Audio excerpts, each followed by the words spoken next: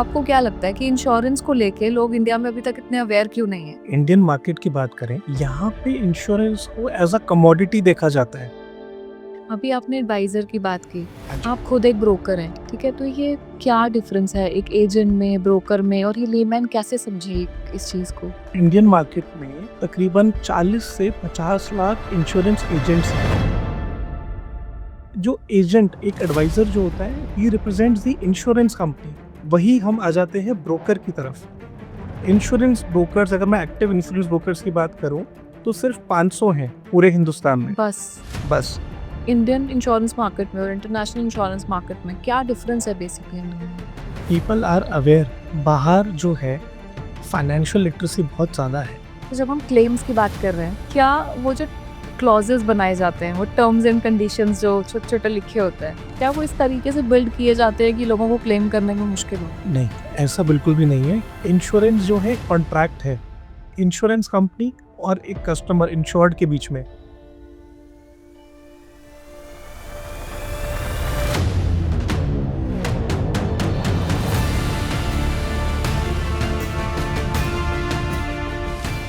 Insurance को लोग अक्सर एक पॉलिसी या इन्वेस्टमेंट प्रोडक्ट समझ लेते हैं, लेकिन हमारे आज के गेस्ट ने इंश्योरेंस को सिर्फ एक प्रोफेशन ही नहीं, बल्कि अपनी एक्सपर्टीज का एक कोर बना दिया है। आज के इस एपिसोड में हमारे साथ हैं mister Keshav Jain, owner of बीमा ब्रो, जिन्होंने इंश्योरेंस में एमबीए करके इस इंडस्ट्री की टेक्निकल और प्रैक्टिकल अंडरस्टैंडिंग को एक नए लेवल पर पहुंचाया है। केशव कॉर्पोरेट्स को या इंडिविजुअल्स को सिर्फ सही इंश्योरेंस चूज करने में हेल्प नहीं करते, बल्कि इंश्योरेंस को लेकर उनकी सभी मिसकंसेप्शंस को भी दूर करते हैं। आज के इस कॉन्वर्सेशन में हमने जाना इंश्योरेंस इंडस्ट्री के अंदर की सच्चाई, लोग इंश्योरेंस लेते वक्त कौन सी बड़ी गलतियां करते हैं, क्लेम सेटलमेंट का रियलिटी चेक क्या है, और कैसे एक सही इंश्योरेंस प्लान आपको फ्यूचर में होने वाले फाइनेंशियल क्राइसिस से बचा सकता है। इस एपिसोड को एंड तक देखने से आपको इंश्योरेंस की बेटर और डीप अंडरस्टैंडिंग मिलने वाली है।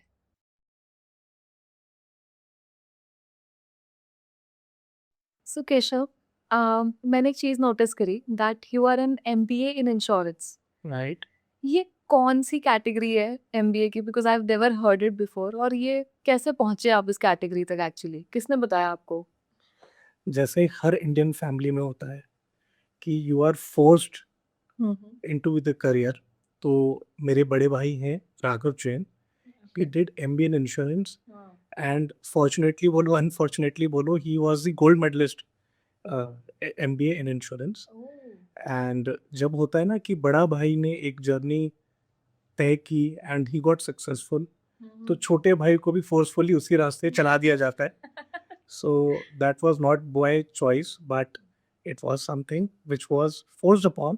But मैं ये कहूँगा कि ये जो लाइन है MBA in insurance, so there are 4 to 5 colleges in India which does this particular course, MBA in insurance.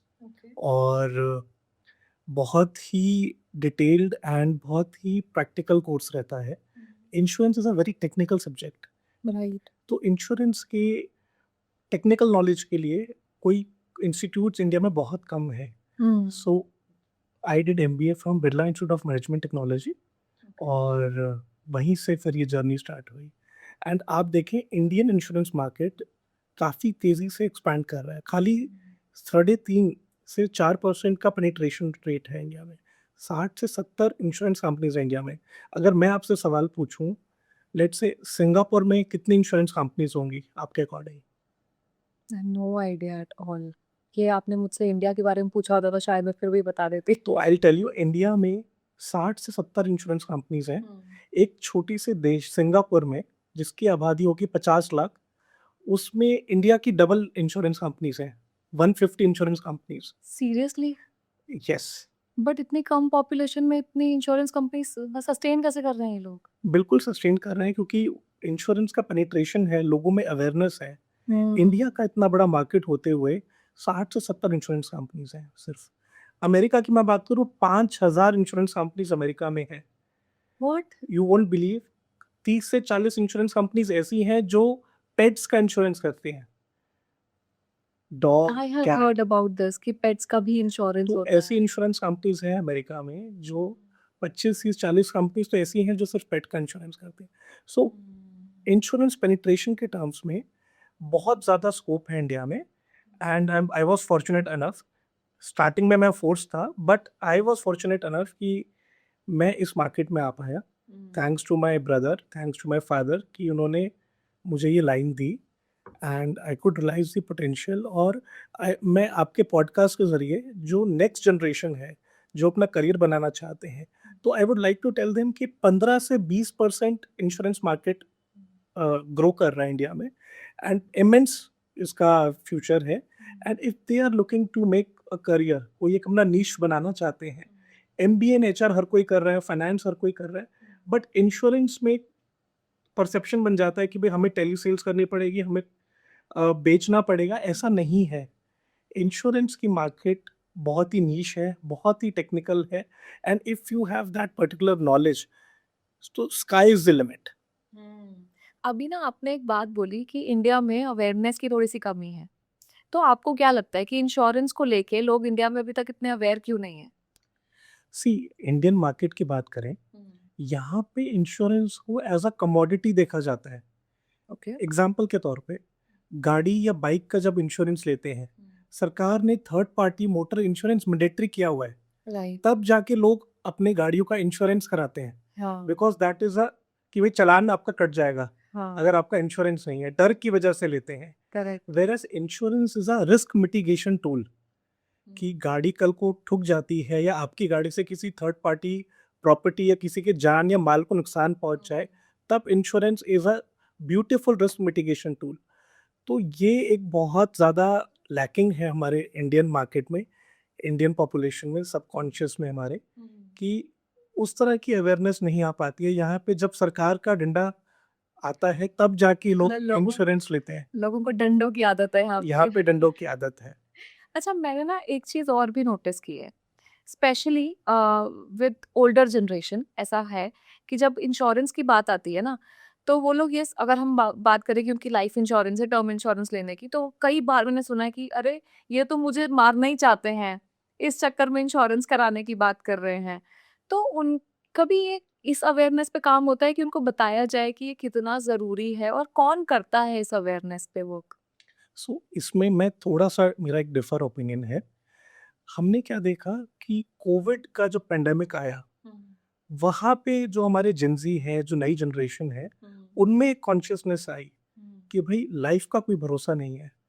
तो the moment they get into their job, तो पहली चीज अब जो हमने ट्रेंड देखा है चेंज, कि कोविड के बाद से टर्म इंश्योरेंस की डिमांड बहुत ज़्यादा बढ़ गई है। ओके। तो Gen Z has become more aware, more consciousness about their life. तो ये एक पॉजिटिव ट्रेंड है हमारी लाइन में, जहाँ पे टर्म प्लान जो रिस्क कवर है, प्योर रिस्क कवर है, उसकी एक मतलब, earlier term plan was a push product, now it is a pull product. सामने से ही जेनजीज की 23 साल, 24 साल, 25 साल के युवा जिनकी अभी अभी नौकरी लगी है, हाँ। उनकी इंक्वायरीज आती हैं कि हमें 2 करोड़, 3 करोड़, 5 करोड़ का टर्म प्लान चाहिए। अच्छा। तो ये एक सिग्निफिकेंट चेंज है जो कोविड से पहले नहीं था। बट कोविड के बाद ये मार्केट में शिफ्ट हमने देखा है। हाँ, क्या ऐसा नहीं है कि जो जेनजीज हैं, वो इन्वेस्टमेंट में, जब हम लोग बात करते हैं स्पेशली इन्वेस्टमेंट्स की, तो वो इंश्योरेंस में इतना इंटरेस्ट नहीं लेते हैं? ये बिल्कुल है कि जेनजीज का क्लियर है कि जो लाइफ इंश्योरेंस है उसको वो एक रिस्क मिटिगेशन टूल देखते हैं, जैसे टर्म प्लान हो गया। ओके। इन्वेस्टमेंट्स के लिए थोड़ा सा अभी जेनजीज जो है, क्रिप्टो हो गया, आपका SIP हो गया, अदर जो टूल्स हैं आपके, जो मार्केट, शेयर मार्केट हो गया आपका, तो उस तरह के टूल्स पे अभी ज़्यादा, क्योंकि क्या है कि इस तरह के हाई रिस्क प्रोडक्ट जो हाई रिटर्न देते हैं उसकी तरफ ज़्यादा अट्रैक्ट हो रहे हैं। तो एक चीज़ में तो अच्छे हैं कि टर्म प्लान अपनी प्लानिंग कर रहे हो, हाँ। बट जब इन्वेस्टमेंट्स का टाइम आता है तब थोड़ा सा वो इम्पेशेंट रह के इस तरह की वो करते हैं। तो उसमें थोड़ा सा अगर कोई सही गाइडेंस के लिए उनको मिल जाए, कोई अच्छा फाइनेंशियल प्लानर, कोई फाइनेंशियल एडवाइजर, कोई एजेंट उनको सही गाइड करे, तो आई थिंक टर्म प्लान के साथ उनकी इन्वेस्टमेंट्स भी सॉर्ट की जा सकती है। अभी आपने एडवाइजर की बात की, हाँ जी। आप खुद एक ब्रोकर हैं, जी। ठीक है? तो ये क्या डिफरेंस है एक एजेंट में, ब्रोकर में, और ये लेमैन कैसे समझे इस चीज़ को? तो अगर मैं हिंदुस्तान की बात करूँ, इंडियन मार्केट में तकरीबन 40 से 50 लाख इंश्योरेंस एजेंट्स हैं। जैसे हम सुनते हैं एलआईसी के एजेंट हैं, टाटा के एजेंट हैं, अलग-अलग इंश्योरेंस कंपनी के एजेंट्स होते हैं। ओके। तो जो एजेंट, एक एडवाइज़र जो होता है, ही represents the insurance company. Okay. कि एलआईसी के एजेंट हैं, हमें एलआईसी को रिप्रेजेंट करते हैं। वही हम आ जाते हैं ब्रोकर की तरफ। इंश्योरेंस ब्रोकर्स, अगर मैं एक्टिव इंश्योरेंस ब्रोकर्स की बात करूँ, तो सिर्फ 500 हैं पूरे हिंदुस्तान में, बस। बस। और दूसरा क्या है, इंश्योरेंस ब्रोकर क्लाइंट को रिप्रेजेंट करता है मार्केट में। ओके। एजेंट जो है इंश्योरेंस कंपनी को रिप्रेजेंट कर रहा है, हाँ। ब्रोकर, मैं अपनी अगर बात करूँ, मैं क्लाइंट को रिप्रेजेंट करता हूँ। आप मुझे अपॉइंट करेंगे, चिट्ठी देंगे, आई अपॉइंट बीमा bro as my insurance broker, and फिर मैं आपके बिहाफ पे हिंदुस्तान की जितनी इंश्योरेंस कंपनीज हैं, हाँ। जो मैंने बताया 60 से 70 इंश्योरेंस कंपनीज है, सबके साथ मैं काम कर सकता हूँ बीइंग अ ब्रोकर। और आपके लिए मैं वो प्रोडक्ट नेगोशिएट करके आपको वो प्राइसिंग और वो चीज़ कर सकते हैं। तो ये एक डिफरेंस है एक ब्रोकर और एक एजेंट में। Oh nice. तो ये जो आप डिफरेंस बता रहे हैं कि आप नेगोशिएट करके उसमें हमें प्रेजेंट कर सकते हैं, मल्टीपल कंपनीज का कर सकते हैं, तो जो एजेंट्स है वो सिर्फ एक पर्टिकुलर कंपनी का ही करेंगे, उनके पास इतना राइट नहीं होता कि वो मल्टीपल कंपनीज को रिप्रेजेंट करें? नहीं, एजेंट वैसे तो एक ही इंश्योरेंस कंपनी को रिप्रेजेंट करते हैं, तो वो अपने नाम पर एक ही कोड लेते हैं। बट अच्छा। हमारे देश में क्या ट्रेंड है कि एक एजेंट अपने भाई, अपनी वाइफ के नाम पे भी कोड ले लेते हैं, तो 2, 3, 4, 5 इंश्योरेंस कंपनीज़ उनके पास आ जाती है। बट स्टिल सारी इंश्योरेंस कंपनीज़ का एक्सेस नहीं आ पाता एजेंट के पास। तो ब्रोकर के पास एक वाइडर रीच इस तरीके से होती है। Oh nice. बट हमारा हिंदुस्तान का जो मार्केट है दैट इज़ एजेंट ड्रिवन। तो हमेशा हमें कोशिश करनी चाहिए कि भाई कोई एजेंट या ब्रोकर हमारे साथ रहे जो हमें सही गाइड कर सके, ताकि कोई मिस सेलिंग ना हो, क्योंकि प्रोडक्ट इतना टेक्निकल होता है, इंश्योरेंस की सेल्स इतनी ज़्यादा टेक्निकल होती है कि आपको एक असिस्टेंस चाहिए ही होती है, भले ही वो ब्रोकर का हो या एक एडवाइज़र का हो। तो जैसे एक परिवार में फैमिली डॉक्टर होता है, वैसे ही एक फैमिली का भी, आपका एक इंश्योरेंस एडवाइज़र का भी वही काम है। कल को कोई सुख-दुख हो जाए, तो घर वाले आपके इंश्योरेंस एजेंट, आपके इंश्योरेंस ब्रोकर को ही कॉल करते हैं। एब्सोल्यूट। कोई एडमिट हो गया हॉस्पिटल में, किसी को कोई एक्सीडेंट हो गया है, तो कोई भी ऐसी न्यूज़ है, तो सबसे पहले first point of contact is your, आपके घर का जो इंश्योरेंस एडवाइज़र है। बट एक बात बताइए, बिकॉज ये एज अ लेमैन मैं पूछ रही हूँ, मुझे कैसे पता चलेगा कि who is the right insurance adviser for me? क्योंकि इतने इंश्योरेंस एडवाइज़र्स हैं, ठीक है? और मुझे नहीं पता कि कौन मुझे सही प्रोडक्ट सजेस्ट कर रहा है, कौन नहीं कर रहा है। तो सही गलत चुनना कैसे पॉसिबल है इतने लोगों में? देखिए, हमारे यहाँ पे क्या है कि जो एडवाइज़र्स हैं, वो जनरेशन से चलते आ रहे हैं। मतलब कि आप देखें कि 10 साल, 20 साल जो एजेंट किसी परिवार के साथ 15 साल, 20 साल से एसोसिएटेड है, तो उस 15-20 सालों में कभी न कभी कोई सुख-दुख का ऐसी अपॉर्च्युनिटी आई होगी। तो उस टाइम पे अगर वो साथ में खड़ा है, आपका कॉल अटेंड कर रहा है, दैट मीन्स कि वो आपको सर्विस दे पा रहा है।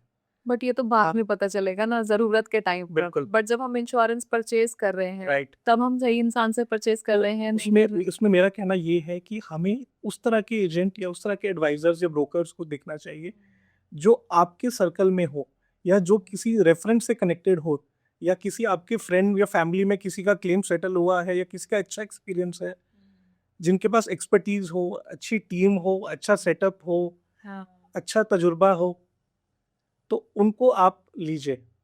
ओके, मतलब क्योंकि आस-पास के लोगों से रिव्यू लेना बहुत ज़रूरी है बहुत आपके लिए। ज़रूरी है। और हम देखें 70 से 80% जो एडवाइज़र्स हैं हमारे मार्केट में, they are those who are into part time into insurance. उनका प्राइमरी काम कुछ और है, जैसे गवर्नमेंट टीचर हैं, कुछ भी ऐसा उनका प्रोफ़ाइल है, बट वो एज़ अ साइड इनकम उन्होंने इंश्योरेंस की एजेंसी ली हुई है। ओके। तो उस तरीके से अवॉइड करना चाहिए, और हमें फुल टाइम एक प्रोफ़ेशनल को हायर करना चाहिए, as a agent, as a broker onboard करना चाहिए, ताकि उनका सही असेसमेंट हो पाए, सही रिस्क प्रोफाइल उनकी बन पाए, उसके अकॉर्डिंग उनको प्रोडक्ट और सर्विसिंग दी जाए, वो बहुत ज़रूरी है। इंश्योरेंस में ना बहुत तरीके के प्रोडक्ट्स होते हैं कि राइट। जैसे कि मोटर, हेल्थ, लाइफ, जो हम सबसे कॉमनली सुनते हैं। इसके अलावा कुछ बिजनेस इंश्योरेंसेस भी होती हैं। और कितने तरीके के प्रोडक्ट्स होते हैं इंश्योरेंस में, क्योंकि मैंने सुना है कि ये बहुत वास्ट सेक्टर है। इंश्योरेंस लाइन बहुत ज़्यादा वास्ट है, बहुत ज़्यादा टेक्निकल है, और दुनिया जहाँ के प्रोडक्ट्स हैं, मतलब जितना हम सोच भी नहीं सकते उस तरह के प्रोडक्ट्स हैं। अच्छा। तो जैसे जितने हवाई जहाज जुड़ रहे हैं, तो aviation insurance is also in market. Okay.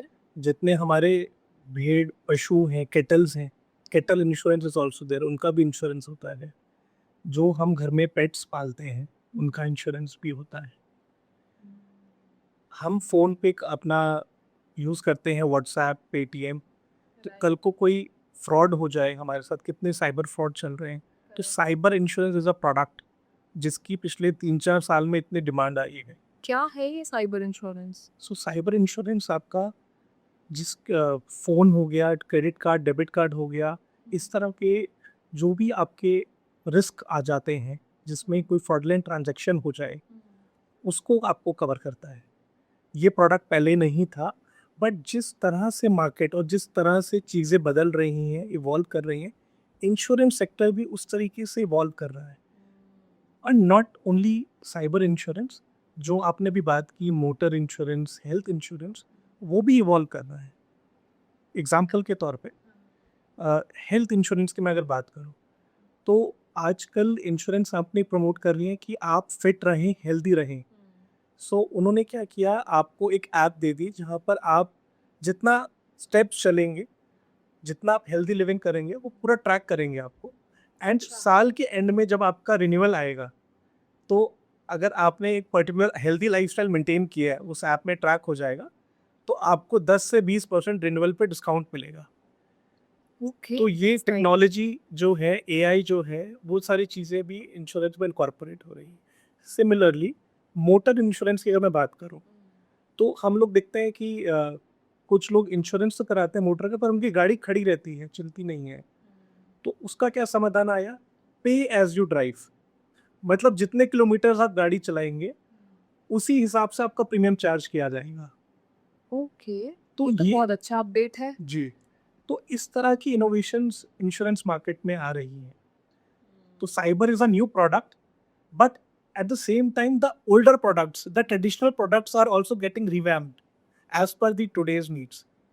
That's nice. ये एक बहुत अच्छा शिफ्ट हमारी इंडस्ट्री में आ रहा है। और तभी मैं, जो आपके पहले क्वेश्चन है, एमबीए इन इंश्योरेंस, तो जब आपके पास टेक्निकल नॉलेज है, एक प्रोफेशनल सेटअप है, तभी आप लोगों को एजुकेट कर सकते हैं किस तरह की डेवलपमेंट्स हमारे इंडस्ट्री में हो रही है। एब्सोल्युटली। अभी आपने इतने सारे इंश्योरेंस प्रोडक्ट्स की बात की और आप भी एक इंश्योरेंस ब्रोकर हैं। तो अब आपकी कंपनी में ऐसे कौन-कौन से सर्विसेज़ हैं, कौन से प्रोडक्ट्स हैं सबसे ज़्यादा आप फ़ोकस करते हैं? ओके, तो एज आई टोल्ड कि हम लोग एक इंश्योरेंस ब्रोकर्स हैं। तो हम लोगों ने क्या किया हुआ है, अलग अलग डिपार्टमेंट्स बनाए हुए हैं। ओके। मोटर इंश्योरेंस की सेपरेट टीम है, हेल्थ इंश्योरेंस की सेपरेट टीम है, आपका मरीन इंश्योरेंस जो ट्रांसिट इंश्योरेंस होता है उसकी अलग टीम है, लाइबिलिटी इंश्योरेंस की अलग टीम है। अच्छा। तो हमने अलग अलग वर्टिकल्स क्रिएट किए हुए हैं। तो दो हिस्सों में हमने भाग किया हुआ है। One is your corporate insurance, जो कंपनीज को हम लोग देते हैं, जहाँ पे आपका लाइबिलिटी हो गया, प्रॉपर्टी इंश्योरेंस हो गया, that is your corporate insurance. Third insurance, जो हमारा जो थर्ड एक वर्टिकल है कॉर्पोरेट और रिटेल के अलावा, that is affinity insurance. What is that? तो affinity is a new and emerging type of insurance where we make products for the companies जिनका एक अच्छा खासा कस्टमर बेस हो। अच्छा। एग्जाम्पल के तौर पे हमने टाई अप किया है, एक लग्जरी वॉचेस के स्टोर्स हैं, दिल्ली एनसीआर में पूरी चेन है उनकी। So we have designed a watch insurance product for them. Oh nice. उसी तरीके से जैसे एक वीज़ा की कंपनी है, तो हमने उनका इंडिया से जो भी स्पेन जाएगा, उसका स्पेन का सारा ट्रैवल इंश्योरेंस हम लोग ने प्रोडक्ट बना के दिया है। तो जब आप अपने स्पेन के वीज़ा का अपॉइंटमेंट लेंगे, हमारा ट्रैवल इंश्योरेंस उसके साथ में जाएगा। And that is all done digitally through API integration. तो ये उस तरह के प्रोडक्ट्स हैं एफिनिटी इंश्योरेंस में, जहाँ पे छोटे टिकट साइज प्रोडक्ट, चश्मे का इंश्योरेंस, जैसे आप लेंस कार्ड पे जाते हो, आपको चश्मे का इंश्योरेंस मिलता है, that is also affinity insurance. अच्छा। आप मूवी में टिकट बुक कराते हैं, आपका कैंसिलेशन आप अगर डालते हैं, रिफंड आता है, that is also backed by insurance. आप फ्लाइट टिकट कराते हैं, साथ में ट्रैवल इंश्योरेंस जाता है, that is also affinity insurance. तो ये बहुत बड़ी और इमर्जिंग लाइन है, and we are also doing very good affinity insurance along with corporate and retail. So coming back to different type of products that we are doing, corporate मैंने समझा दिया, affinity मैंने समझा दिया, रिटेल तो आपको वैसे ही समझ आ गया, मोटर, मेडिक्लेम, लाइफ इंश्योरेंस आपका रिटेल इंश्योरेंस है। एक आपने इंश्योरेंस की बात और की बीच में, लाइबिलिटी इंश्योरेंस, हाँ जी। ये क्या है? तो liability insurance is also becoming a very big market. इसमें मैं आपको बहुत ही सरल भाषा में अगर एक्सप्लेन करूं, तो लेट्स से कोई डॉक्टर है, उसने सर्जरी की और उसने, हमने न्यूज़ में देखा कि उसने कैंची जो है पेट में ही छोड़ दी, फॉर एग्जाम्पल गलती कर दी कोई, ओके, तो कल को patient will sue that particular doctor and the hospital. Right. So liability insurance वहाँ काम आती है। तो इस केस में क्या है कि जो भी आपका डिफेंस कॉस्ट है, आप वकील हायर करेगा डॉक्टर, उसका जो खर्चा है, कल को कोर्ट ने कुछ कॉम्पनसेशन बोला, उसका जो एक्सपेंस है, that is covered by the insurance company. तो एक तरह से आपका इसमें अलग अलग प्रोडक्ट्स होते हैं, डायरेक्टर्स एंड ऑफिसर्स लाइबिलिटी, कल को आपके एक्ट्स की वजह से कंपनी के डायरेक्टर्स एंड की पर्सन्स पे कोई बात आ जाए। प्रोडक्ट लाइबिलिटी, जहाँ पे प्रोडक्ट रिकॉल भी होता है, जैसे किसी गाड़ी में डिफेक्ट आ गया, पूरे बैच को रिकॉल करना पड़ता है, उसका भी इंश्योरेंस होता है। बट क्या ये गलत को सपोर्ट नहीं कर रहे हैं हम, ऐसे कि जिनसे गलतियां हो रही है उनको और सपोर्ट दे रहे हैं ऐसे तो? नहीं नहीं, तो ये प्रोडक्ट मिलना भी बहुत मुश्किल है, और अच्छा। पूरा आपका प्रोफाइल कंपनी का पूरी चीज़ें देख के असेस करके ही आपको लाइबिलिटी इंश्योरेंस दिया जाता है। Cyber insurance is also a part of liability insurance. तो इंश्योरेंस कंपनी पूरा आपका रिस्क इवैल्यूएट करेगी, किस तरह का रिस्क है, क्या प्रोफाइल है, क्या कंपनी के फाइनेंशियल्स हैं, तब जाके वो प्रोडक्ट दिया जाता है। And we have a whole separate vertical of liability insurance, और एक्सपीरियंस्ड लोग हैं, 40-40 साल का जिनका एक्सपीरियंस है मार्केट में, उस तरह के लोग हैं। तो तो मतलब पूरा बैकग्राउंड चेक करके फिर लाइबिलिटी पूरा इंश्योरेंस बैकग्राउंड दिया जाता है? हाँ जी। ओके। ये तो थी बात प्रोडक्ट्स की। If I talk about services, तो हमारी कोशिश रहती है कि वैल्यू एडेड सर्विसेज हम लोग दें। जैसे बड़े बड़े कॉर्पोरेट्स हैं, वहाँ पर हम लोग अपने हेल्थ कैंप्स करते हैं, उनके एम्प्लॉयज़ का जब इंश्योरेंस करते हैं तो वहाँ पे हम लोग फ्री डेंटल, आई चेकअप, अलग अलग तरीके के एंगेजमेंट, डेस्क योगा, कोई डॉक्टर की टॉक रख दी, कोई हेल्थ कैंप रख दिया, तो ये सारे हम लोग वैल्यू एडेड सर्विसेज अपने कॉर्पोरेट क्लाइंट्स को देते हैं, जहाँ पर भी हमारा ग्रुप मेडिक्लेम का पोर्टफोलियो हो। ओके। तो अब बात करें रिटेल की, तो रिटेल में जहाँ पे भी अगर क्लेम आ जाए, लेट्स से हेल्थ इंश्योरेंस है, हेल्थ इंश्योरेंस में अगर कोई सीनियर सिटीजन है, लेट्स से उनको छुट्टी मिलने में टाइम लग रहा है हॉस्पिटल में, कैशलेस के अप्रूवल में टाइम लग रहा है, we send our own person to the hospital कि आप जाइए और अपने कस्टमर को हम लोग डिस्चार्ज करवाना, उनका फॉर्म भरवाना, इंश्योरेंस कंपनी से जल्दी टाइमली अप्रूवल दिलवाना। तो वहाँ पे सारा हमारा इन्वॉल्वमेंट रहता है। अगर कस्टमर ने सिर्फ पॉलिसी ली है, तो ये नहीं है कि पॉलिसी बेचना ही काम है, after sale service are more important in our industry, and that is how we are driving our sales. हमारी जो भी सेल्स है, 100% of our sales is through referrals. कोई ऐसा नहीं है कि डेटा मार्केट से परचेज कर लिया, कोई टेलीकॉलर्स बिठा दिए, ऐसा हम लोग नहीं करते हैं। It is purely organically through the referrals that is being generated by our services. तो हम लोग जो क्लेम्स में, जो वैल्यू एडेड सर्विसेज, जो एंगेजमेंट, जो जिस तरह की नॉलेज शेयरिंग हम लोग अपने कस्टमर्स को करते हैं, उसके बिहाफ पे ही हमें और ज़्यादा रेफरल्स मिलते हैं, और वही हम काम करते हैं, रेफरल बेस्ड काम ही हम लोग करते हैं रिलाइंग। देख लो, पोस्ट डिसीजन कहाँ से कहाँ ले आया आपको। बिल्कुल, मतलब आई एम फॉर्चुनेट अनफ कि एक जर्नी जो फोर्सफुली स्टार्ट हुई थी, एंड अब उस मुकाम पर आ गई है कि हम लोग we are doing pretty well, and हमारी प्रेजेंस अच्छी खासी है Delhi, Noida, Gurgaon. So we are expanding gradually, and God is always kind. So by God's grace आगे भी आप एक्सपैंड करते रहें, बहुत अच्छा रहेगा। ओके, सो आपने वैसे तो बहुत कुछ बताया अपनी सर्विसेज को लेकर, but what is that one reason that could make people prefer Bima Bro? So that is trust. So मैंने जैसे आपको बताया है कि हम लोग रेफरल बेस्ड ही काम करते हैं। तो मैंने अगर किसी के क्लेम में कुछ हेल्प किया है, कुछ आउट ऑफ इट जाके सपोर्ट किया है, तभी वो पर्टिकुलर कस्टमर अपना एक्सपीरियंस अपने यार दोस्त से, अपने रिलेटिव से शेयर करेगा, और वो ट्रस्ट की चेन बनती चली जाती है। Right. तो वहीं से हम लोग काम करते हैं, and that is how we do. हमारे पास कुछ ऐसे भी इंक्वायरीज आती हैं कि भाई आपको हमने वेबसाइट पे देखा, या हम लोग उसको उतना महत्व नहीं देते जितना रेफरल बेस्ड बिजनेस पे हम लोग देते हैं। Okay. So that is how business is driven, and इसी तरह ये ट्रस्ट की ही गेम है सारी। Very ट्रस्ट एंड सर्विस, अब आप सर्विस दोगे, लोग का ट्रस्ट बनेगा, एंड दैट इज हाउ आपके कस्टमर्स बढ़ते चले जाएंगे। right. Absolutely. So, जब हम नॉर्मली इंश्योरेंस की बात करते हैं जिनको बिल्कुल पता नहीं है, मेरे जैसे लोग इंश्योरेंस के बारे में, ठीक है, तो उनको कहाँ से शुरुआत करनी चाहिए इंश्योरेंस की, ओके, ताकि इजी हो जाए समझना कि यस ये हमारे लिए प्लेटफॉर्म है, या ये हमारी स्टार्टिंग हो सकती है। बहुत ही अच्छा सवाल है आरुषि आपका। तो आई विल से कि इंश्योरेंस में एक हम कॉन्सेप्ट की बात करते हैं, द 3D कॉन्सेप्ट।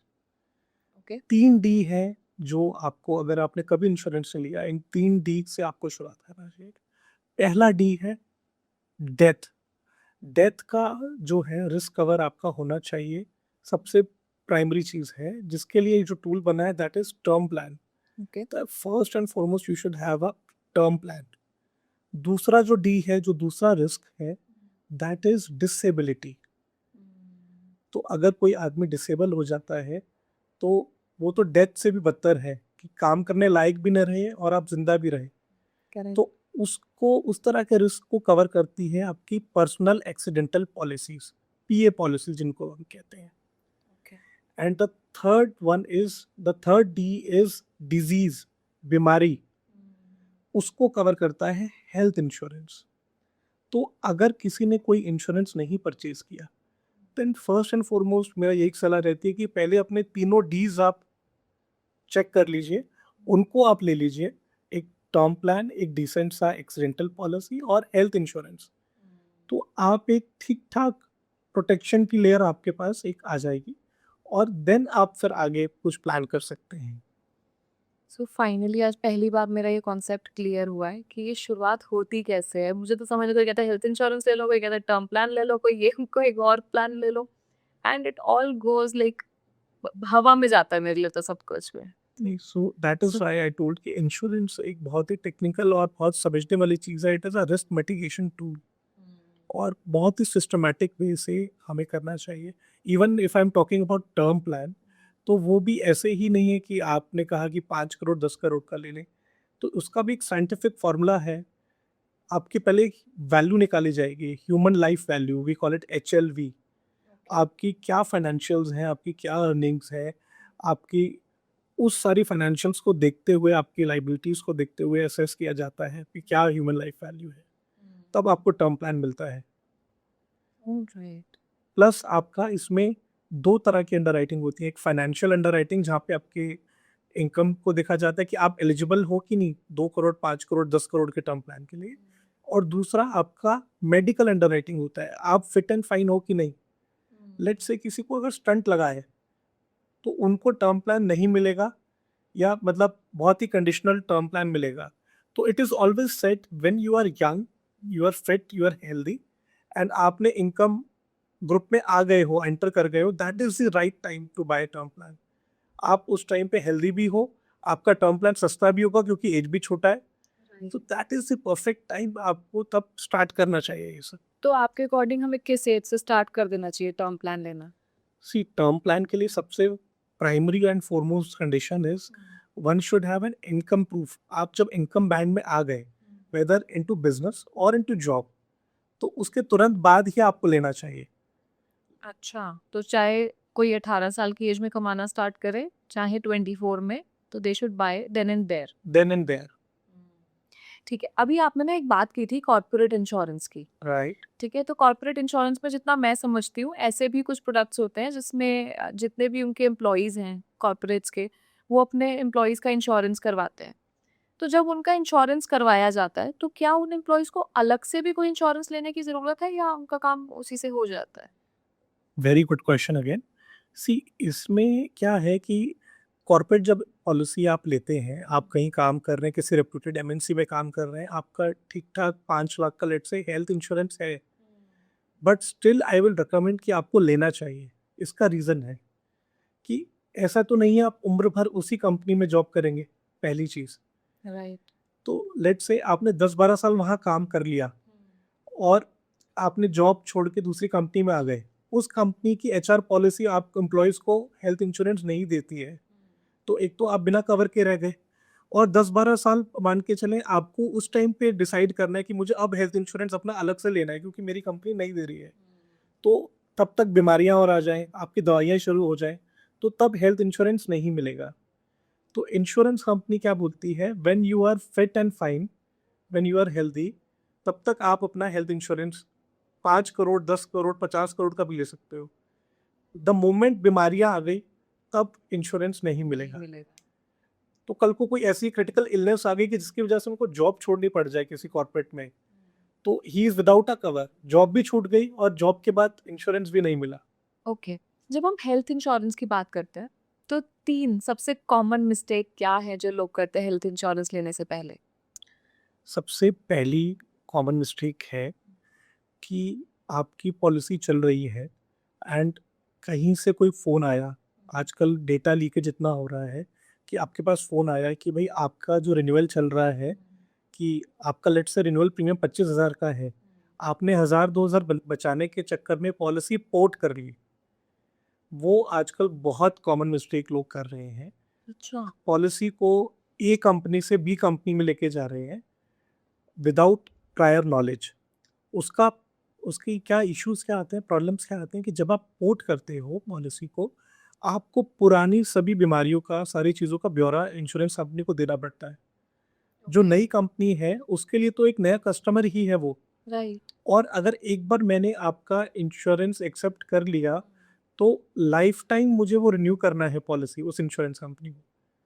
तो यहाँ पे क्या होता है, जब कस्टमर पोर्ट करते हैं तो बहुत सारी चीज़ें छूट जाती हैं। कभी-कभी हमें याद नहीं रहता कि भाई 5-7 साल पहले कभी कोई एक्सीडेंट हुआ था, किसी के रॉड प्लेट डली थी, कभी कोई बीपी शुगर की दवाई ले रहे हैं, तो काफ़ी सारी चीज़ें ना उसमें मिस आउट हो जाती हैं और यही कारण बनता है क्लेम रिजेक्शन का। तो मान के चलें कि किसी ने पोर्ट कर लिया और पोर्ट करने के 6-8 महीने में ही क्लेम आ गया। तो जो नई इंश्योरेंस कंपनी है वो उसमें इन्वेस्टिगेशन करती है कि इन्होंने क्या पोर्ट इसलिए तो नहीं किया कि इनको क्लेम लेना था, और फिर पता चलता है कि पॉलिसी में इनको हाइपरटेंशन भी था एंड डायबिटिक भी थे और पॉलिसी में वो पोर्ट करते टाइम मिस आउट हो गया। उसी ग्राउंड पे फिर क्लेम रिजेक्ट हो जाता है। दूसरा क्या है कि जो लोग कॉर्पोरेट वाला जो मैंने आपको बताया कि 50 साल की एज है, कॉर्पोरेट में सीनियर वाइस प्रेसिडेंट है, बट अपनी कोई रिटेल पॉलिसी नहीं है। तो वो एक बहुत ज़्यादा इशू बन जाता है और फिर जैसे किसी को स्टंट लग गया है और पर्सन 55 साल के बाद उन्होंने जॉब क्विट कर दी है। अब मेरे पास इस तरह के केस आते हैं कि भाई हमारे पास एपिलेप्सी का केस है या स्टंटिंग का केस है, हमें पॉलिसी दे दो। तो in that case we also become helpless. तो मेरा यही एडवाइस है कि मेडिक्लेम पॉलिसी फिट आप हो, हेल्दी हो, तब होनी बहुत ज़रूरी है और लोग इस चीज़ को समझते नहीं हैं। देर कर देते हैं। बहुत देर कर देते हैं कि भाई मेरी कॉर्पोरेट पॉलिसी चल रही है और आए हर दिन मतलब हर साल साल दर साल क्या करते हैं, पोर्टिंग हो जाती है जिसकी वजह से भी काफ़ी सारी आपकी अहम जानकारी जो है, आपकी मेडिकल हिस्ट्री, आपकी पुराना ट्रैक रिकॉर्ड, वो सारा खराब हो जाता है। तो फ्रिक्वेंटली पोर्ट करना प्लस जो मैंने बताया कॉर्पोरेट में, ये 2 मिस्टेक्स बहुत ज़्यादा हमारे हेल्थ की इंडस्ट्री में हो रही है। केशव, एक चीज़ ना मेरे मन में हमेशा रहती है, क्योंकि आज की डेट में ना हम बहुत सारी एड्स देखते हैं जिसमें ऑनलाइन प्लेटफॉर्म्स जो हैं वो इंश्योरेंस सेल कर रहे हैं। तो आपको क्या लगता है कि क्या ऑनलाइन प्लेटफॉर्म से इंश्योरेंस लेना ठीक है? बहुत बढ़िया सवाल है आपका। इसमें क्या है कि ऑनलाइन लेना अच्छा है, मैं डिनाई नहीं करूँगा। बट ये तब तक अच्छा है जब तक आपको क्योंकि इंश्योरेंस जो है एक कागज का टुकड़ा है, करेक्ट। राइट? तो इसकी असली वैल्यू तब पता चलती है जब आपको क्लेम्स लेना पड़ता है। तो बस एक ही जो इशू आ जाता है यहाँ पे कि आपने लिया है, ऑनलाइन लिया है या टेलीफोन कस्टमर केयर से लिया है, जब क्लेम आएगा तब आपके पास कोई फेस नहीं रहेगा। तो that is the only challenge. अगर आप इतने एजुकेटेड हैं, इतने समझदार हैं एंड आप चीज़ें मैनेज कर सकते हैं, तो डेफ़िनेटली आपको ऑनलाइन लेना चाहिए। बट अगर आपके पास ये है कि आपके पास उतना समय नहीं है, उतनी बैंडविड्थ नहीं है and you need proper guidance, तो तब एक फेस होना बहुत ज़रूरी है। जो हम बात कर रहे थे एक फैमिली डॉक्टर की, वैसे ही एक इंश्योरेंस एडवाइज़र का यही पे रोल आता है। ही बिकम्स दैट पर्टिकुलर फेस। वो जो वॉइड है, वो जो गैप है, वो फिल करता है advisor. That is the reason कि आपको कोशिश करें कि आप मतलब you are smart, you are Gen Z, आपको सारी चीज़ों का पता है। चैट जीपीटी से आप निकाल सकते हो कि भाई कौन से टॉप इंश्योरेंस कंपनीज़ हैं, कौन से प्लान्स हैं। बट स्टिल क्योंकि इतना टेक्निकल सब्जेक्ट है, क्या सॉल्यूशंस हैं, क्या वर्डिंग्स हैं, क्या होना चाहिए, किस तरह के कवर आपको सूट करते हैं, कोई भी प्रोडक्ट हो, तो वो चीज़ आप ऑनलाइन में इतना इवैल्यूएट नहीं कर सकते। ना इतना समय है, ना इतनी जानकारी होती है। So you need a professional in that. Correct. तो माय सबमिशन इज़ कि आप कोशिश करें कि किसी प्रोफेशनल के थ्रू ही जाएँ, जो आपके परिवार से भी लिंक्ड हो, कोई रेफ़रेंस से हो, तो उसका बहुत महत्व है इंश्योरेंस की सेल्स में। Okay. So being an insurance broker, क्या कभी आपको थ्रेट फील होता है ऑनलाइन प्लेटफॉर्म से कि इनकी वजह से हमारा काम पे इफेक्ट आ सकता है, या कभी ऐसा लगा कि यार ये तो काम खराब कर देंगे, डिस्ट्रॉय कर देंगे मार्केट को? नहीं, नहीं। मैं आपको एक एग्ज़ाम्पल देता हूँ दूसरी इंडस्ट्री का। तो जब वीसीआर आया, तब लोग कहते थे कि भाई अब मूवीज़ देखने थिएटर नहीं जाएँगे। या लेट्स से पैंडेमिक में जब ओटीटी प्लेटफ़ॉर्म्स का राइज़ हुआ, तब लोगों ने कहा कि हम लोग थिएटर नहीं जाएँगे। तो हर एक की ऑडियंस है। रेडियो की अलग ऑडियंस है, ओटीटी की अलग ऑडियंस है। तो हर चीज़ कोएग्ज़िस्ट करती है। ऑनलाइन प्लेटफ़ॉर्म्स भी आगे ग्रो करेंगे, व्हेरेज़ ट्रेडिशनल जो प्रोफ़ेशनल सेटअप वाले लोग हैं, उनकी भी उतनी ही डिमांड है मार्केट में। तो मतलब कोई ज्यादा इम्पैक्ट नहीं कोई आ ज़्यादा रहा इस इम्पैक्ट चीज नहीं का? होगा एंड सेकेंडली जैसा मैंने आपको बताया कि हमारी जो सेल्स है that is driven mostly bye referrals only. हाँ। तो जब हम किसी को वो सर्विस चखा देते हैं, आपको होम सर्विस हम दे देते हैं, डोर टू डोर सर्विस दे देते हैं, क्लेम्स में आपके साथ डट के खड़े रहते हैं एंड फिर कस्टमर ही हमें 5 रेफरेंस दे देता है, then there is no threat as such. तो I will never see this as threat, but we both will coexist. Online industry भी एग्जिस्ट करेगी, आगे बढ़ेगी, हम भी आगे बढ़ेंगे एंड एज़ आई टोल्ड कि पेनिट्रेशन बहुत कम है हिंदुस्तान में। तो हर एक चीज़ का मार्केट है। हमारा भी बहुत बड़ा मार्केट है और ऑनलाइन के लिए भी बहुत बड़ा मार्केट है इंडिया में। ओके। तो जब हम क्लेम्स की बात कर रहे हैं, मेरे मन में हमेशा ये सवाल आता है कि ना, क्या वो जो क्लॉजेस बनाए जाते हैं, वो टर्म्स एंड कंडीशंस जो छोटे छोटे लिखे होते हैं, क्या वो इस तरीके से बिल्ड किए जाते हैं कि लोगों को क्लेम करने में मुश्किल हो? नहीं, ऐसा बिल्कुल भी नहीं है कि उसको बनाया ऐसा जाता है। इंश्योरेंस जो है कॉन्ट्रैक्ट है, इंश्योरेंस कंपनी और एक कस्टमर इंश्योर्ड के बीच में। तो उस कॉन्ट्रैक्ट की नींव उस वर्डिंग्स पे ही है। राइट। तो उस वर्डिंग्स को इंटरप्रेट करने के लिए आपको कोई चाहिए, कोई प्रोफेशनल चाहिए। ओके। तो ऐसा नहीं है कि इंश्योरेंस कंपनी कुछ भी छुपा रही है। इसी के साथ में मैं एक आपको एक बहुत इम्पोर्टेंट एक प्रिंसिपल बताना चाहता हूँ कस्टमर्स को कि इंश्योरेंस में 7 प्रिंसिपल्स होते हैं, जिसमें सबसे इम्पोर्टेंट प्रिंसिपल है principle of utmost good faith. Okay. इस पे हमारा पूरा का पूरा इंश्योरेंस आधारित होता है। इसका मतलब क्या है कि इंश्योरेंस कंपनी भी कोई भी चीज़, कोई फैक्ट, कुछ भी, कोई एक्सक्लूजन, कोई चीज़ हाइड नहीं करेगी कस्टमर से। सारी चीज़ें आपकी, सभी चीज़ों का ब्यौरा आपकी पॉलिसी में रहेगा। सिमिलरली कस्टमर भी गुड फेथ में सारी जानकारी सच-सच इंश्योरेंस कंपनी को डिक्लेयर करेगा। तो ये प्रिंसिपल इसकी नींव है और यही आपका जवाब है सवाल का कि भाई कोई भी चीज़ यहाँ पे इंश्योरेंस कंपनी कभी उस इंटेंशन से छुपाती नहीं है। But to simplify it, you it is recommended to have a professional जो उसको सिंप्लीफाई कर सके, वो लीगल वर्डिंग्स को, उस पॉलिसी डॉक्यूमेंट को आपको सिंप्लीफाई करके, आपका काम नहीं है वो 50 पेज की पॉलिसी वर्डिंग पढ़ना, you need someone you can trust upon, और जो आपको वो सिंप्लीफाई करके सही चीज बता सके, वहां पर हमारा रोल आता है। I agree with you on this, लेकिन हम बहुत सारे केसेस ऐसे देखते हैं जिसमें जब कोई क्लेम लेने गया तो उसको क्लेम नहीं दिया गया, उसमें बहुत सारे टर्म्स एंड कंडीशंस की बात हो गई जो उन्हें शायद पता ही नहीं थे और उनके एडवाइजर ने उनको नहीं बताए, राइट, उनके साथ प्रोफेशनल कनेक्टेड थे। तो अब ऐसे केस में उस क्लाइंट की कोई गलती नहीं है जिसने वो इंश्योरेंस परचेज किया, तो क्या उसका भी कोई सोल्यूशन होता है आफ्टरवर्ड जब हम लोग क्लेम के लिए जाते हैं और क्लेम ना मिले तो? बिल्कुल होता है इसमें। अगर आपका क्लेम जेन्युइन है, पहले तो पॉलिसी ठीक बाइंड हुई है, तो there are very less chances कि किसी ग्राउंड पे आपका क्लेम रिजेक्ट हो। अगर आपका क्लेम रिजेक्ट होता है और आपको लगता है कि पॉलिसी आपकी ठीक है, हर इंश्योरेंस कंपनी में ग्रीवियंस डिपार्टमेंट होता है। आपको सबसे पहले उसके ग्रीवियंस डिपार्टमेंट में अपनी कंप्लेंट दर्ज करनी होती है, वहाँ से आपको रेजोल्यूशन मिलेगा। अगर वहाँ से भी आप सेटिस्फाइड नहीं हो, तो हमारा इंश्योरेंस का एक कोर्ट होता है ऑम्बड्समैन, अच्छा, वहाँ पर आपके केस की सुनवाई होती है और वहाँ भी आप इंश्योरेंस कंपनी के खिलाफ केस करके अपना कॉम्पनसेशन क्लेम कर सकते हैं। अगर आपका जो मुकदमा है, आपके जो फैक्ट्स हैं, आपका जो केस है दैट इज स्ट्रॉन्ग एनफ, तो क्लेम ऑनर करती है इंश्योरेंस कंपनी। पर इसमें सबसे इम्पोर्टेंट ये चीज़ है, पॉलिसी लेते टाइम जो नींव है आपकी, वो ठीक होनी चाहिए। पर वो फिर के बाद तो वही आ जाती है कि आपका प्रोफेशनल ऐसे होने चाहिए जिन्होंने आपको ठीक से समझाया। करेक्ट, करेक्ट, वो वहाँ पे उसका रोल बहुत बड़ा हो जाता है। ओके। तो जब हम क्लेम की बात बोल रहे हैं, अगर हम हेल्थ इंश्योरेंस की बात करें, तो क्या प्लास्टिक सर्जरी भी हेल्थ इंश्योरेंस में कवर होती है? उसका Okay. क्लेम ले सकते हैं क्या हम? आप लेना चाह रहे हैं? हाँ, नहीं, मैंने वो तो करवाई नहीं है, बट मे बी ऑडियंस में कोई ऐसा वेरी है जिसने इंटरेस्टिंग क्वेश्चंस।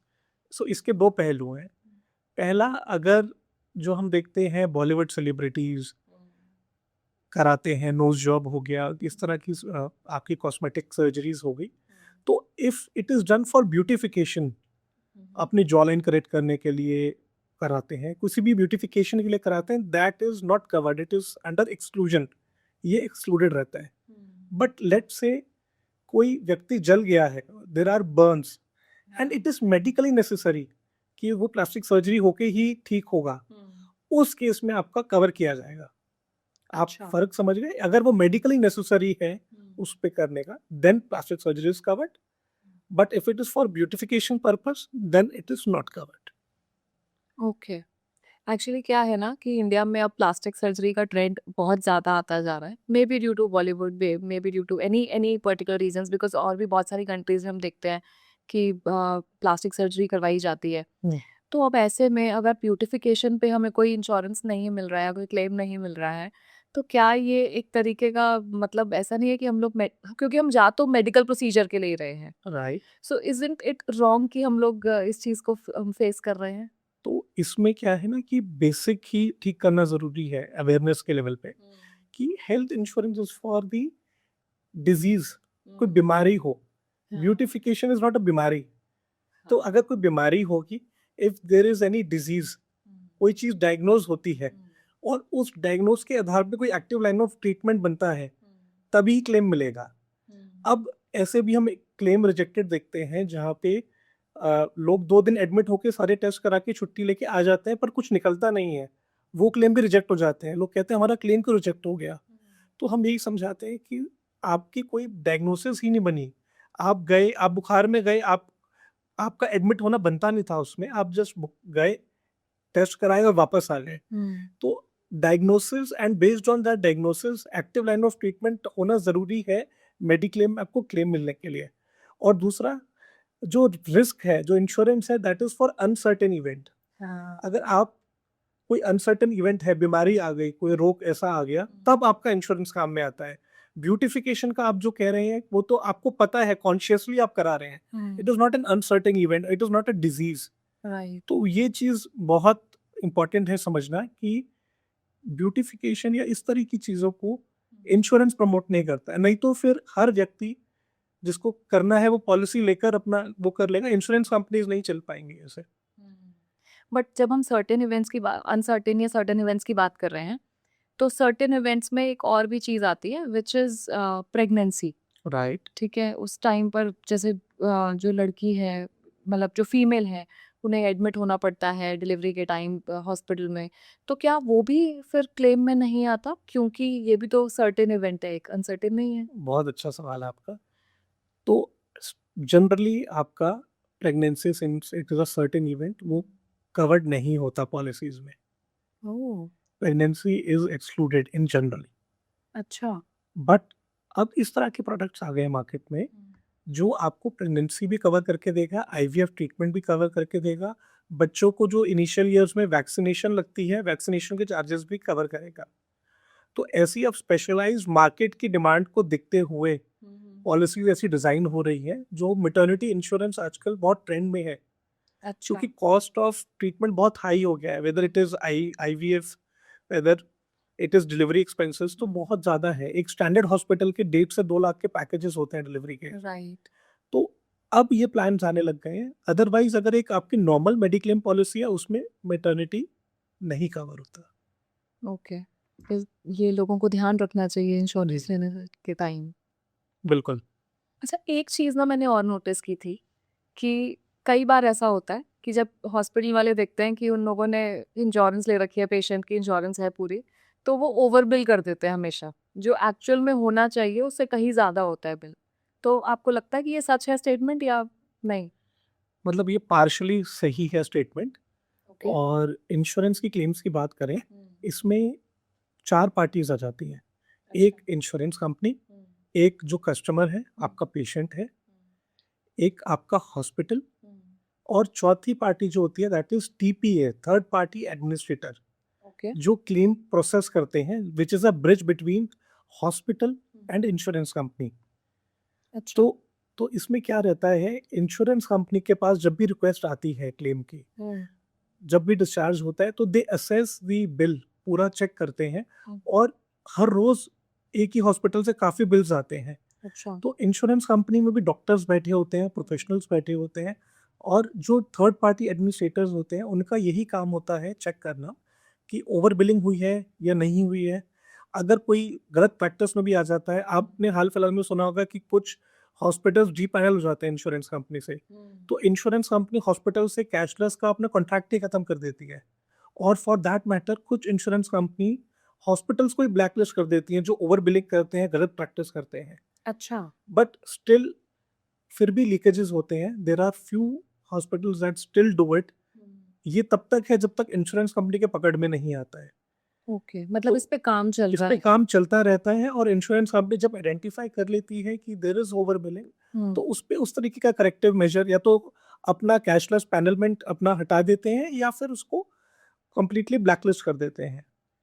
तो ये एक साइकिल है जो चलता रहता है और मतलब हॉस्पिटल्स भी कुछ ना कुछ इनोवेटिव तरीके से बिलिंग का अपना करते हैं और साथ के साथ इंश्योरेंस कंपनी भी खुद को अपग्रेड करती है टाइम के साथ-साथ।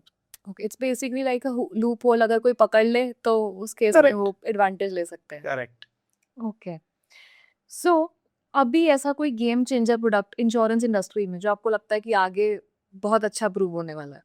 सो एक तो 2 प्रोडक्ट्स हैं। पहला मैं रिटेल की बात करूँ तो साइबर इंश्योरेंस, ओके। क्योंकि जिस तरह के साइबर फ्रॉड्स बढ़ रहे हैं, तो ये प्रोडक्ट गेम चेंजर रहेगा मार्केट में और अलग-अलग साइबर रिस्क, साइबर फ्रॉड्स को ये एड्रेस करेगा। अच्छा। Second coming to corporate, there is a product अभी 2-3 साल पहले ही लॉन्च हुआ है दैट इज़ श्योरिटी बॉन्ड्स। अच्छा। मैं 30 सेकंड लेके उसको ब्रीफ करना चाहूँगा कि जैसे कोई भी लेट्स से रोड प्रोजेक्ट है, एनएचएआई का कोई रोड प्रोजेक्ट है, कोई कॉन्ट्रैक्ट निकलता है, तो जितने कॉन्ट्रैक्टर्स उसमें पार्टिसिपेट करते हैं, उनको बैंक गारंटी भी देनी पड़ती है। ओके। तो अब एक तरह से अगर मैं सरल भाषा में बोलूँ, बैंक गारंटी का अल्टरनेट आ गया है श्योरिटी बॉन्ड। मतलब इंश्योरेंस कंपनी भी आपके बिहाफ पे एक आपको बैंक गारंटी दे देती है। ओह तो नाइस। उसका बेनिफिट क्या है कि बैंक गारंटी में आपके फंड्स ब्लॉक हो जाते हैं। वेयर एज आप श्योरिटी बॉन्ड लेते हो, that is equivalent to bank guarantee and आपके फंड्स भी ब्लॉक नहीं होते। तो आने वाले टाइम में बैंक्स और इंश्योरेंस कंपनी में मैं देखूं तो इंश्योरेंस कंपनी में श्योरिटी बॉन्ड बहुत ज़्यादा इवॉल्व कर रहा है और मार्केट आगे बहुत बड़ा है इसका। और आने वाले टाइम में और अवेयरनेस इसकी बढ़ेगी। सो ये जो श्योरिटी बॉन्ड्स हैं, क्या ये सारी इंश्योरेंस कंपनी सेल कर रही हैं या फिर कुछ पर्टिकुलर कंपनीज ही हैं जो अभी तक इसे लेकर आई हैं? तो आरुषि ऐसा है कि अभी बहुत ही नया प्रोडक्ट है, तो इंश्योरेंस कंपनीज़ के पास कोई इसका अभी एक्सपोज़र नहीं है। ओके। तो बहुत ही फूँक-फूँक के इंश्योरेंस कंपनीज़ कदम रख रही है, क्योंकि कल को कोई क्लेम आएगा तो बहुत मोटी लायबिलिटी है। तो there are only handful of companies जो अभी लिख रही हैं। अच्छा। बाकी और कंपनीज़ भी आ रही हैं। तो अभी मार्केट में 5-6 कंपनीज़ हैं जो काफ़ी अच्छा श्योरिटी बॉन्ड्स कर रही हैं, और उनका देखा-देखी में अदर कंपनीज़ भी आ रही हैं। एंड मैं देखता हूँ कि अगले 1-2 साल में श्योरिटी बॉन्ड का मार्केट बहुत बड़ा होने वाला है इंडिया में। So what according to you is the biggest myth about insurance industry? So the biggest myth is I am fit and fine, मेरे को इंश्योरेंस की ज़रूरत नहीं है, या मुझे इंश्योरेंस मैं बाद में ले लूँगा। क्योंकि 60-70% of the audience do not realise कि आपको इंश्योरेंस तभी मिलेगा when you are fit and fine, आप अभी एलिजिबल हैं। तो ये एक बहुत बड़ा मिथ है, और इसको एड्रेस करना बहुत ज़्यादा ज़रूरी है। जैसा कि मैंने बताया कि ऐसे केस आ जाते हैं कि भाई एपिलेप्सी है, पार्किंसन है, स्टंट डला है, there is no way out, आपको कोई टर्म प्लान, कोई मेडिक्लेम कुछ नहीं मिलेगा। बाय गॉड ग्रेस आप फिट फाइन हैं, you should immediately take the necessary policies. Right. तो वो एक गैप को एड्रेस करना, इस मिथ को तोड़ना बहुत ज़्यादा ज़रूरी है। अच्छा, मुझे एक चीज़ जाननी है कि ये जो इंश्योरेंस इंडस्ट्री है, इसमें इतनी मिस सेलिंग एक्चुअली होती क्यों है? मतलब कई बार हम देखते हैं लोगों को टर्म्स एंड कंडीशन नहीं पता है, उनको पता ही नहीं था क्या हुआ। ये क्यों हो रहा है इंश्योरेंस सेक्टर में? सो अगर मिस सेलिंग की बात करें, इसको मैं 2 प्रोडक्ट्स में बना करूँ, लाइफ और जनरल इंश्योरेंस। तो लाइफ इंश्योरेंस पे सबसे ज़्यादा मिस सेलिंग होती है। ओके। उसका रीज़न क्या है? जो कमीशन या जो ब्रोकरेज, जो इंसेंटिव होता है, वो लाइफ इंश्योरेंस में फर्स्ट ईयर में ही सबसे ज़्यादा आता है। और life insurance policies are the long term contract, 25 साल 30 साल की पॉलिसी होती है, और उसमें 80-90% ऑफ द कमीशन आपका पहले साल में ही आ जाता है। अच्छा। तो it is very much into life insurance में क्या है कि मिस सेलिंग बहुत ज़्यादा है, और लेट्स से बैंकर्स की साइड से हो गया, या इस तरह के एडवाइजर्स हो गए जो पार्ट टाइम हैं, फर्स्ट ईयर में ही अपना पॉलिसी बेची, इंसेंटिव कमीशन लिया, एंड आगे पता नहीं उनका क्या है, मतलब दे आर लॉस्ट। तो ये बहुत बड़ा गैप है मिस सेलिंग में। तो इस पे भी अब हमारा जो रेगुलेटर है, they are doing corrective measures, और काफ़ी इस पे एक्शन लिया जा रहा है। बैंक्स को भी काफ़ी स्ट्रिक्ट गाइडलाइंस हो गई हैं जो बैंक सेल करते हैं। तो धीरे-धीरे मैं देख रहा हूँ 3-4 साल में, आने वाले 3-4 साल में इस पे काफ़ी सारे करेक्टिव मेजर्स लिए जा रहे हैं, और आगे ये चीज़ों पे कंट्रोल आएगा लाइफ इंश्योरेंस इंडस्ट्री में। जनरल इंश्योरेंस इंडस्ट्री की अगर मैं बात करूँ, तो वहाँ पे उतनी मिस सेलिंग नहीं है जितनी लाइफ में है। But yes, there is mis selling, whether it is health insurance. तो हेल्थ इंश्योरेंस में क्या है कि बहुत बड़े-बड़े टेलीकॉलिंग सेटअप बने हुए हैं, और डेटा वहाँ पे लीक हो जाता है, और आपके पास जब डेटा है किसी का, लेट्स से आपकी पॉलिसी अगस्त में आने वाली है मेडिक्लेम की, और किसी टेलीकॉलर को पता है वो डेटा आपके पास आ गया है, so they will bombard you with the calls, आपको बताएँगे कि इसमें कमी है, इसमें ये है, आप पोर्ट कर लीजिए पॉलिसी। और जैसा कि मैंने बताया कि पोर्टिंग के क्या ड्रॉबैक्स होते हैं। तो बहुत ज़्यादा मिस सेलिंग हो रही है मार्केट में, और अभी जिस फेज़ से हमारा मार्केट गुज़र रहा है, तो थोड़ा-सा टाइम लगेगा चीज़ों को ठीक उसमें आने में। That brings me to the core कि the importance of someone, some advisor और someone who you can trust upon. ये जो इंश्योरेंस है पूरी ट्रस्ट की गेम है। तो करेक्ट एडवाइस का बहुत महत्व है यहाँ पे। मैं अगर यूएस की बात करूँ, if there is an insurance advisor, उसकी जो एक वैल्यू, एक जो रिस्पेक्ट होती है, वो इंडिया में नहीं है। That is the reason. जब हम यूएस की बात कर रहे हैं, तो अगर हम मतलब हम जानना चाहें कि एक इंडियन इंश्योरेंस मार्केट में और इंटरनेशनल इंश्योरेंस मार्केट में क्या डिफरेंस है बेसिकली इन दोनों में? सी, बाहर जो है फाइनेंशियल लिटरेसी बहुत ज़्यादा है, पीपल आर अवेयर, उनको अपने राइट्स का पता है, उनको अपने जो उनकी स्कीम्स हैं, जो उनके राइट्स हैं, वो सारी चीज़ों की नॉलेज है। इवन एक इंश्योरेंस जो एडवाइज़र है, उसकी इम्पोर्टेंस का उनको पता है, प्रोफेशनल की वो वैल्यू करते हैं। इंडिया में क्या है कि व्हाट वी हैव डन कि किसी के पास कोई काम नहीं है तो चलो इंश्योरेंस का कोट ले लेते हैं, इंश्योरेंस कर लेते हैं, पार्ट टाइम में पार्ट इनकम चाहिए तो लेट्स स्टार्ट विद इंश्योरेंस। तो क्योंकि जो एक टेक्निकल और एक नॉलेज ड्रिवन इंडस्ट्री थी, हर कोई उसमें कूद गया just because of the incentives and commissions, तो वहाँ पे उसकी वैल्यू गिरती चली गई। जबकि एक प्रोफेशनल व्यक्ति की जो इंश्योरेंस में जिसने प्रोफेशनल डिग्री ली है, उसकी एक अलग वैल्यू है, एक अलग आपकी लाइफ में एक इम्पोर्टेंस, एक वैल्यू एडिशन करता है insurance. That is difference. Okay. क्या आपको नहीं लगता कि ये जितनी भी प्रॉब्लम्स हैं, बिकॉज आप बहुत ज़्यादा टेक्निकल हो इंश्योरेंस में, इसलिए पूछ रही हूँ मैं ये सवाल, कि जितनी भी ये इंश्योरेंसेज हैं, इतने ज़्यादा इन लोगों ने प्रोडक्ट्स निकाल रखे हैं, इसकी वजह से भी एक ये मिस सेलिंग और ये अवेयरनेस वाला इशू क्रिएट होता है? सी प्रोडक्ट्स जो निकाले हैं वो अलग अलग एज बैंड या अलग अलग ग्रुप्स को केटर करने के लिए निकाले गए हैं। तो ऐसा नहीं है कि too much of product is causing confusion. Okay. तो राइट पर्सन को राइट कवर देना, दैट इज मोर इम्पॉर्टेंट, वो उसकी ज़्यादा अहमियत है। सो किसी को अगर इंश्योरेंस सेक्टर में अपना करियर बनाना है आफ्टर 12th, तो what are the right steps? See 12th के बाद पहले वो क्या कर सकते हैं, BBA कर सकते हैं, okay. Bachelor in business administration. Post that मैंने बताया कि there are few colleges in India जो MBA कराते हैं इंश्योरेंस में। ओके। तो ये दो चीज़ें अगर आप कर लेते हैं, आपका एक अच्छा कैंपस प्लेसमेंट लग जाएगा किसी भी इंश्योरेंस कंपनी में या इंश्योरेंस ब्रोकिंग कंपनी में। एंड टू स्टार्ट विथ, यहाँ पे जो सैलरीज होती हैं 8 से 10 लाख का package is the starting salary अगर चाहिए MBA इन इंश्योरेंस है। अच्छा। और दूसरा क्या है कि खाली हैंडफुल ऑफ कॉलेजेस ही हैं, तो प्लेसमेंट भी 100% होती है, पैकेजेस भी ठीक ठाक हैं टू स्टार्ट विथ।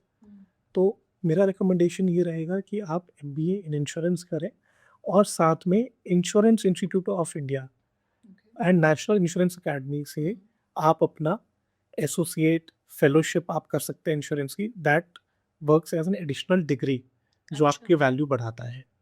ओके। तो ये सारा कॉम्बिनेशन मिक्स एंड मैच करके anyone who is aspiring to have a good career into corporate life wherein आपको एक अच्छी स्टेबिलिटी, एक अच्छी ग्रोथ मिले, तो इंश्योरेंस मार्केट बहुत बड़ा है and it is growing 15 to 20% year on year. तो my humble request to all the young fellows कि आपके लिए बहुत अच्छी लाइन है इंश्योरेंस की, and we need good people, knowledgeable people. उनकी कमी है मार्केट में। इंडिया का मार्केट बहुत बड़ा है, एडवाइजर्स भी बहुत ज़्यादा हैं, बट सही एडवाइज़र, नॉलेजेबल एडवाइजर्स बहुत एंड नॉलेजेबल लोग इंश्योरेंस कंपनीज में भी चाहिए हमें ये सेक्टर रन करने के लिए। उनकी बहुत डिमांड है, बहुत वैल्यू है। And they have to know कि हर चीज़ टेली सेल्स नहीं होती है। Right. And insurance is not only sales, बहुत सारी चीज़ें हैं और बहुत सारे प्रोडक्ट्स हैं और बहुत कुछ है। जैसा कि मैंने बताया, एक छोटा प्रोडक्ट है, चश्मे का इंश्योरेंस से लेके हवाई जहाज का एविएशन इंश्योरेंस। आप देख रहे हो कितना ज़्यादा फ़र्क है, छोटी पिन से लेके प्लेन तक। तो हर जगह इंश्योरेंस है और हर चीज़ का महत्व है इसमें, एंड नॉलेज की बहुत ज़्यादा इम्पोर्टेंस है। और आप अपना करियर सिर्फ ऐसा नहीं है कि सेल्स में बना सकते हो, यहाँ पे अंडरराइटिंग है, क्लेम्स हैं, ऑपरेशंस हैं, अलग अलग डिपार्टमेंट्स हैं। आप बहुत सारी जगहों पे अपना करियर बना सकते हो। इसका मतलब ये नहीं है कोई भी, मैं किसी यंगस्टर को बताता हूँ मैं इंश्योरेंस में हूँ, तो उनको ये लगता है कि भाई ये तो सेल्स ही करते हैं, ये तो इंश्योरेंस है, मतलब it is a very boring, it is not so cool thing. But ऐसा नहीं है। अगर आप इन डेप्थ घुसेंगे, लाइबिलिटी इंश्योरेंस कितना इवॉल्व हो रहा है जैसा मैंने बताया, तो बहुत बड़ा मार्केट है, बहुत इंटरेस्टिंग फील्ड है और यंगस्टर्स के लिए बहुत अच्छा मौका है। ओके।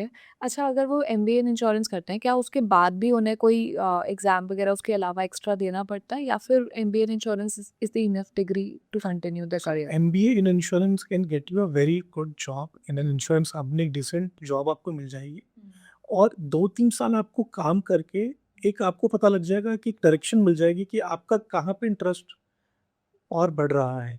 उसके अकॉर्डिंग फिर आप और फर्दर डिग्रीज और चीज़ें ले सकते हैं, बट एक डिसेंट करियर स्टार्ट करने के लिए MBA is more than enough. मतलब इसके आगे भी बहुत सारे डिग्रीज़ हैं। इसके आगे भी आप मतलब पढ़ाई की तो कोई अंत नहीं है, तो बहुत सारे सर्टिफिकेशंस हैं, बहुत सारे कोर्सेज़ हैं।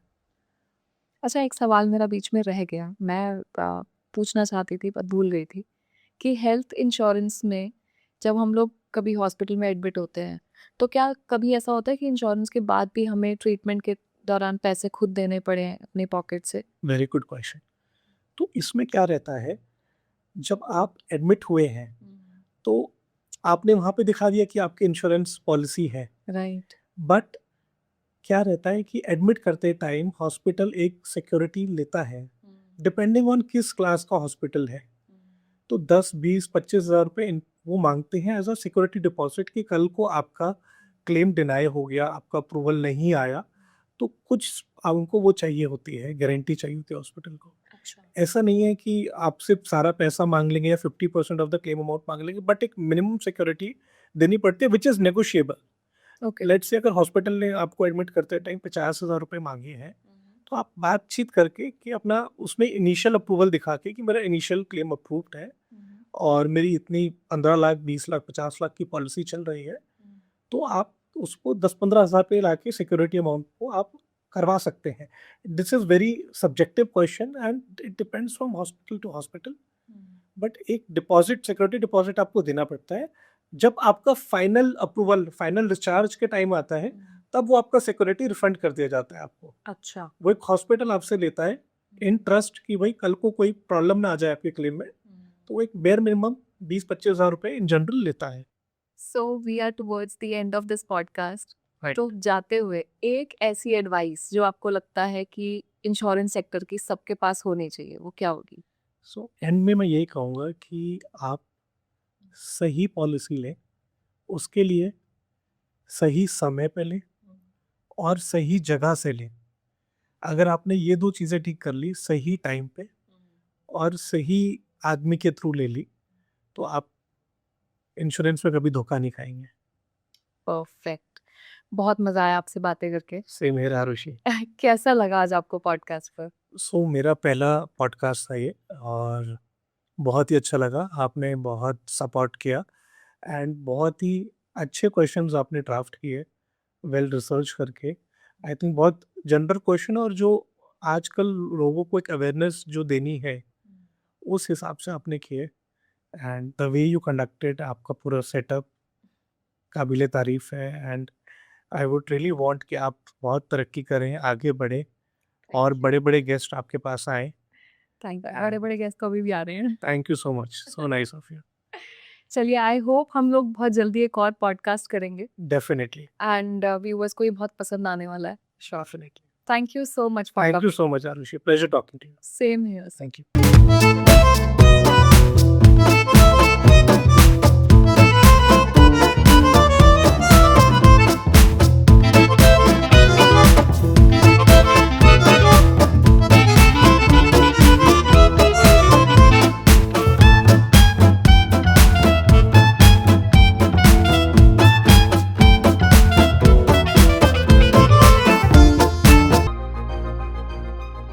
Thank you for watching this podcast till the and.